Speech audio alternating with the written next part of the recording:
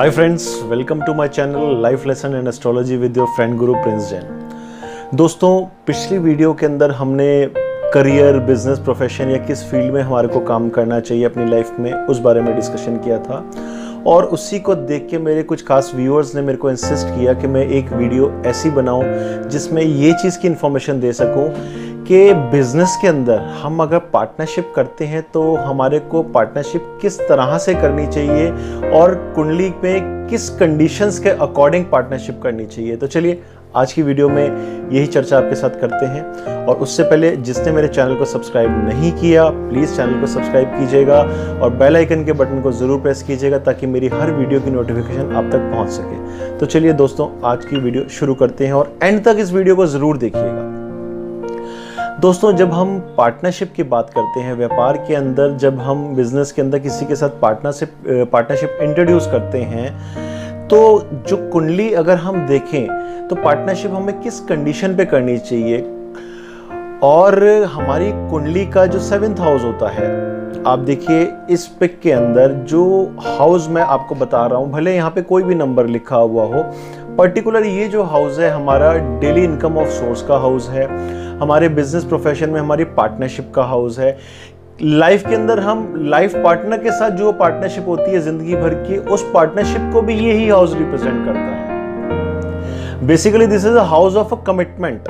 Partnership भी commitment होती है, दो लोग आपस के अंदर कमिटमेंट करते हैं बिजनेस के लिए। तो फ्रेंड्स, सबसे मेन जो कुछ कंडीशंस हैं जो मैं आपको शॉर्ट के अंदर, जो वैसे तो बहुत कंडीशंस होती हैं पर शॉर्ट के अंदर जो हो सकता है मैक्सिमम बताने की कोशिश करूंगा कि सबसे पहले तो हमारे को ये देखना है कि ये हाउस हमारा स्ट्रांग होना चाहिए।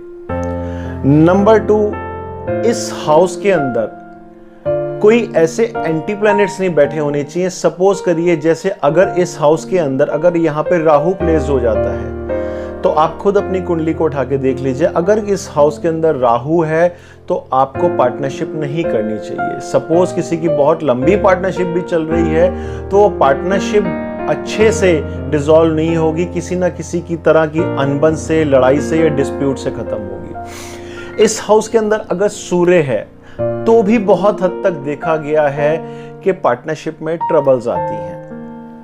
तो अगर यहां सूर्य बैठा हो तो भी नहीं करना चाहिए। और इस हाउस के अंदर भले ही कोई प्लैनेट ना बैठा हो, खाली मंगल बैठा हो। बेसिकली क्या है कि मंगल ही रिप्रेजेंट करता है पार्टनरशिप को। पार्टनरशिप का जो मेन प्लैनेट है वो है मंगल।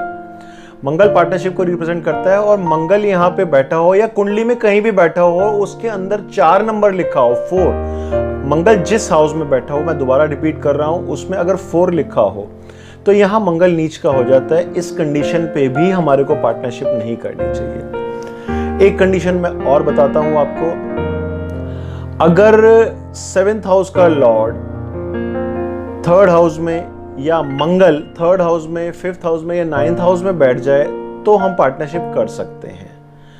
तो सबसे जो मेन बात और है वो ये है कि जब भी कुंडली के अंदर अगर मंगल मारक हो, मार्केश हो, मंगल अस्त हो या मंगल किसी भी तरह से खराब हो रहा हो तो हमें पार्टनरशिप नहीं करनी चाहिए।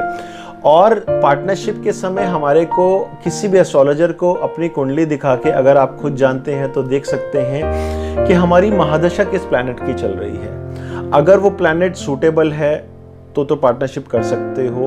अगर वो मान लीजिए किसी ऐसे प्लैनेट की दशा चल रही है जो अस्त है कुंडली के अंदर या मारक है या किसी भी तरह का नीच भाव में बैठा हुआ है, तो उस कंडीशन में उन दशाओं के अंदर भी पार्टनरशिप हमेशा नुकसान देती है।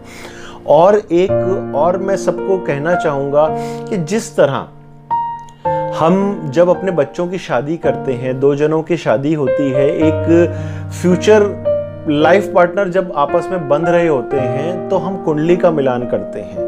जिस तरह बच्चों की शादी के टाइम कुंडली मिलान आवश्यक होता है, उसी तरह जब आप बिजनेस में पार्टनरशिप करते हैं तो वो जो व्यक्ति 2 पार्टनर बन रहे हैं आपस में उनकी कुंडली चेक करनी, उनके स्टार्स देखने, उनके ग्रहों का मिलान बहुत जरूरी है कि ताकि वो पार्टनरशिप आपकी सक्सेसफुल रहे।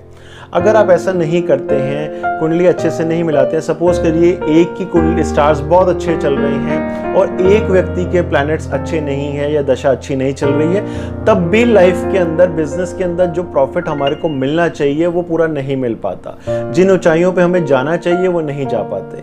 तो फ्रेंड्स, मेरी यही राय है कि जब भी पार्टनरशिप करें, आपस में किसी एस्ट्रोलॉजर से आपस में अपने स्टार्स को मैच कराएं, फिर ही पार्टनरशिप करें, क्योंकि ये छोटा मोटा डिसीजन नहीं होता, बहुत बड़ा डिसीजन होता है, बहुत बड़ी इन्वेस्टमेंट्स होती हैं इसके अंदर। और जो मैंने आपको कंडीशंस बताई कि पार्टनरशिप के अंदर 7th हाउस का स्ट्रांग होना बहुत ज़रूरी है।